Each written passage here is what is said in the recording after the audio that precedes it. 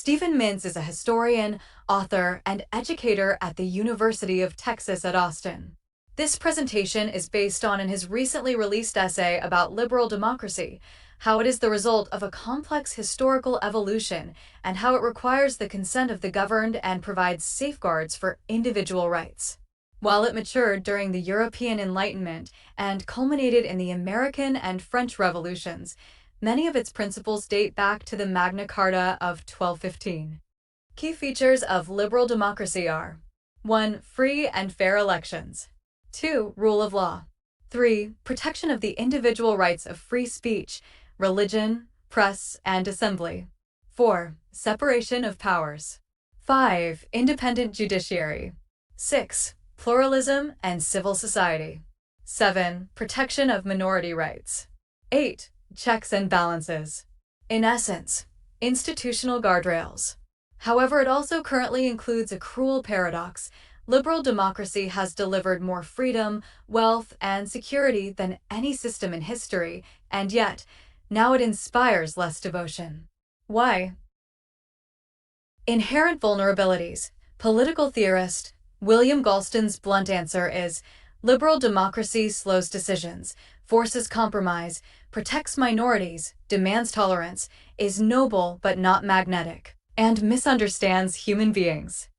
The psychology of liberalism. Liberal democracy is not natural. It requires citizens to cultivate virtues that run against the grain by requiring patience with delay, tolerance of difference, and humility before compromise. It demands that we grant equality to those whose views we despise. It's not just politics, it is moral and psychological self-discipline. Alexis de Tocqueville said, "Democracy works only if people develop habits of restraint and civic responsibility." Reinhold Niebuhr, an American Reformed theologian, ethicist, and professor at Union Theological Seminary for more than 30 years, also commented on politics and public affairs. He believed that humans were not rational calculators, but creatures of pride, fear, and passion. John Dewey was an American philosopher, psychologist, and prominent educational reformer in the early 20th century. His overriding theme was a profound belief in democracy, education, communication, and journalism. To him, democracy was a way of life, requiring constant renewal through education, dialogue, and shared practices. Swiss philosopher and central figure in the Enlightenment, Jean-Jacques Rousseau believed liberal democracy needed a civil religion comprised of shared rituals and myths to bind citizens together. Without such a moral framework, he feared democracy would disintegrate into factions and selfishness. Liberal democracy suffers from thinness of value neutrality. Liberals boast of neutrality. The state will not tell you how to live, what to believe, or whom to love. That neutrality is essential. But it is also emotionally barren. Isaiah Berlin, Russian-British historian, philosopher, and social theorist, called it negative liberty, freedom from interference, a great principle, but no one will march into battle or sing hymns for it. German author, political theorist, and Nazi, Carl Schmitt wrote that since human beings crave depth, belonging, and story, liberalism and democracy were doomed. While Judith Nish-Klar, a philosopher, political theorist, and political science professor at Harvard, defended a liberalism of fear as thin but essential because it was grounded in the prevention of cruelty. Even she acknowledged that by itself it could not inspire devotion. Charles Taylor, a Canadian philosopher and professor at McGill University, made the point more positively. Humans live within moral horizons, or frameworks of meaning that shape our lives. Taylor explains that the competition between traditions goes on within each of us, often powerfully depicting more than one way of understanding the world. This results in fragmentation and division of the modern frameworks, making them only partial answers. Francis Fukuyama, American political scientist, economist, and international relations scholar, echoed a similar concern as, politics are not just about prosperity or security, but about the craving for dignity and recognition. Unfortunately, liberal democracy too often neglects that hunger. More than a century ago, David Émile Durkheim, a French sociologist, diagnosed the same need from a sociological perspective. Every society sacralizes certain values through rituals and symbols. If liberal democracy does not generate its own forms of sacred, people will find it elsewhere, in nationalism, religion, or charismatic leaders. Wherever and whenever liberalism finds its voice, history proves liberalism can inspire. The founders framed the Constitution as the last, best hope of Republican government. Alexander Hamilton, John Jay, and James Madison dramatized it in the Federalist Papers. At Gettysburg, Abraham Lincoln turned equality and democratic self-government into a sacred promise consecrated in blood. The French Revolution declared the universal rights of citizens. Woodrow Wilson sacralized liberal internationalism with a call for universal self-determination and a dream to make the world safe for democracy. Franklin Roosevelt made liberal democracy sound like warmth at the hearth. His 4 freedoms were not policy points, but moral banners. Winston Churchill wrapped liberal survival in mythic grandeur and the defense of civilization itself. Martin Luther King Jr. fused the American creed with biblical prophecy, making the words of Jefferson ring with spiritual fire. These moments show how liberal democracy can be sacred. 3 philosophers show us how contemporary blind spots are perspectives we can help people avoid. German-American historian and philosopher Hannah Arendt argued democracy is not merely about benefits or abstract rights, but the chance to be seen, speak, and act in a story larger than oneself. When reduced to technocracy or proceduralism, liberal democracy empties politics of this drama. No wonder people turn to movements that offer myth, ritual, and spectacle. George Orwell made a similar point. Authoritarian regimes thrive on controlling language, ritual, and symbol. Democracies, he warned, could not survive if they surrendered rhetoric to cynicism or spectacle.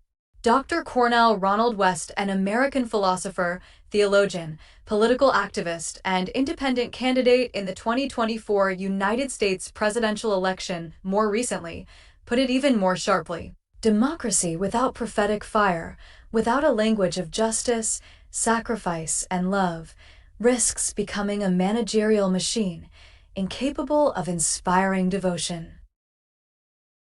Beyond the West, the stakes are more clear. China offers prosperity, security, and a civilizational myth, but not freedom. Russia cloaks repression in Orthodox Christian nationalism and visions of imperial destiny. India uses religion and nationalism to sacralize majoritarian democracy. These models succeed, in part, because they supply what liberal democracy withholds: belonging, pride, and myth. If liberalism cannot provide emotional depth, it will be outcompeted by systems that do, even if those systems strip away our rights. Do we need a civil religion? Today's liberalism doesn't just lack votes. It lacks a soul. Robert Bellah, an American sociologist, described America as sustained by a civil religion, a set of stories, rituals, and symbols that made democracy feel holy.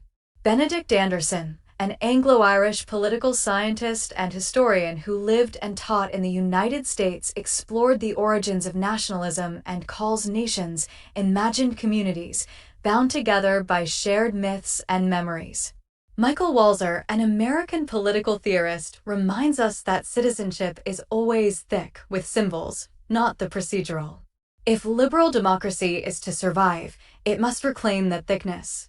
Not by becoming unliberal, but by speaking to the human hunger for story, meaning, and belonging. We need rituals that bind us, narratives that move us, myths that dignify this self-government experiment. Civic education must become more than fact memorization. It must become civic construction. Public leaders must relearn the language of sacrifice and dignity. Also, the arts have an important role. Drama, literature, and film can make democracy feel like a lived ideal rather than an abstract framework. Hamilton on Broadway, Amanda Gorman at the Obama inauguration, Zelensky on the streets of Kiev. These all show that democratic fire can still be lit in our own time. The choice ahead: reimagining and sharing liberal democracy. William Galston was right. Liberal democracy faces serious weakness stemming from internal contradictions and assumptions that have significant consequences. Yet, its biggest risk is not fragility, but becoming hollow.